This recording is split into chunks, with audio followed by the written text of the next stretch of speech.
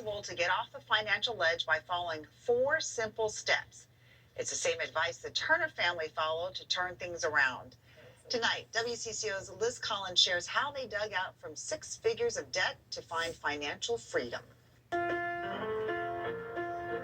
Music helped Luke Turner find happiness in the midst of a hard life in the scenic city of Cape Town, South Africa, one of 7 family members who for years slept in a minivan.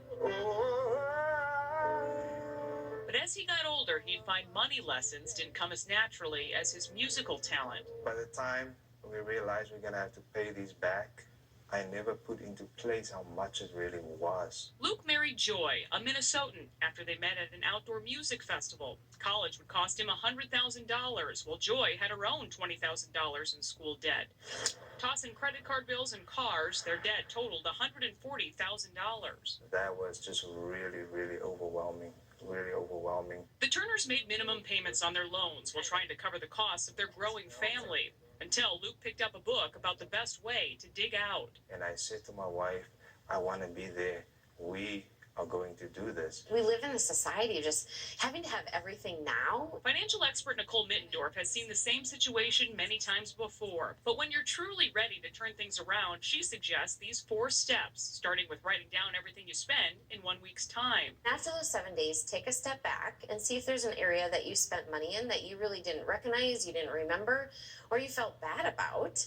And then take all the money that you spent on those extra things and cut it in half and give that to yourself as an allowance. Then it's time to build a budget. So it's figuring out where are you spending money and what can you cut back or what really is important to you. The Turners cut out eating out and vacations and started to plan meals days ahead. We've never been on a budget before, and it was just amazing the big difference it made. Joy even timed her grocery store runs so she wouldn't spend any more time in the store to buy unnecessary items. We just knew that we had to stick to it. The 3rd step may sound extreme. Put your credit cards in a glass of water and in the freezer. You're going to then have to stop and think and wait before you actually spend that money. Mittendorf finds wants will pass, since spending more than you have will require thawing your cards out first. Meanwhile, the Turners got to work attacking their loans as Luke picked up extra performance gigs. It was almost like a game of chess in my mind is how I feel like he was looking at it. So, oh, here's an extra $20. It's going to go on that loan. Take a look as they crossed off each loan. To pay off $142,000, it took them 5 years and 11 months. We are debt-free. And it didn't really sink in until we received that paper in the mail saying, congratulations, you have paid off your loan. Which brings us to our expert's final step. Once you're out of debt, max out your Roth IRA and 401k contributions. You want to live life proactively rather than reactively.